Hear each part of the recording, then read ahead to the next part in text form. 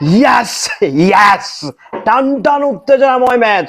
আজকে দুইটা ম্যাচে কিন্তু টান টান উত্তেজনাময়। সিলেটকে বাড়ি পাঠিয়ে দিয়ে রীতিমতো যেন অন্য কিছু নিশ্চিত করে বসেছে চট্টগ্রাম রয়্যালস।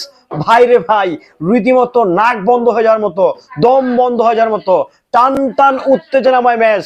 আরো একটি দেখলাম, আজকে দিনের শেষ ম্যাচটি রীতিমতো উত্তেজনায় ভরপুর ছিল। টান টান উত্তেজনা, টান টান উত্তেজনা, তারপরে উত্তেজনা। লাস্ট বলে 9 রান দরকার ছিল, রীতিমতো কচি করে শটা শট। বিপিএল ভাই জমে গেছে। শেষকালে এসে বিপিএল চরম কালে, চরম উদ্দেশ্যে জমে উঠেছে।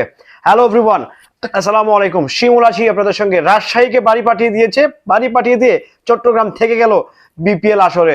রীতিমতো ভাই, ও ভাই রে ভাই, কি বলবো আসলে, একটা অন্যরকম ফিলিংস। আসলে ক্রিকেট খেলার মজা দেখাই আলাদা। সত্যি কথা বলতে, স্টেডিয়ামে যখন জাম্প প্যাক একটা দর্শক থাকবে, একটা উত্তেজনা থাকবে, খেলোয়াড়দের মধ্যে একটা উত্তেজনা থাকবে, বলারদের মাঝে, ফিল্ডারের মধ্যে, ব্যাটারদের মধ্যে একটা উত্তেজনাময় বিরাজ কাজ করবে, ঠিক সেই খেলাটাই যেন টান টান উত্তেজনাময় হবে।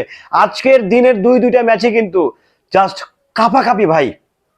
কিছুক্ষণ আগে যে ম্যাচটা সম্পন্ন হলো, লাস্ট 3 মিনিট আগে আমি ভিডিওটা শুট করতে আসছি, মানে ভাই আমি জাস্ট আমি মানে বলদ হয়ে গেছি যে এত পারবে তো, ম্যাচটা জিততে পারবে তো, নাকি উইকেট তো হাতে আছে অনেকগুলো, পারবে তো বাট তারপর তো বিশ্বাস না। কারণ ক্রিকেট খেলায় বিশ্বাস করা ভাই অসম্ভব। কারণ যা দেখাইছে সিলেট, রংপুরের মতো দলকে বাড়িতে পাঠাই দিছে।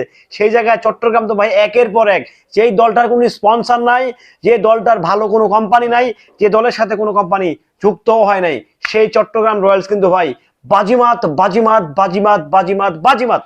মানে বিপিএল এর শুরু থেকে শেষ পর্যন্ত আমার মনে হয় তারাই এবার ঘটনাটা ঘটাইতে পারে।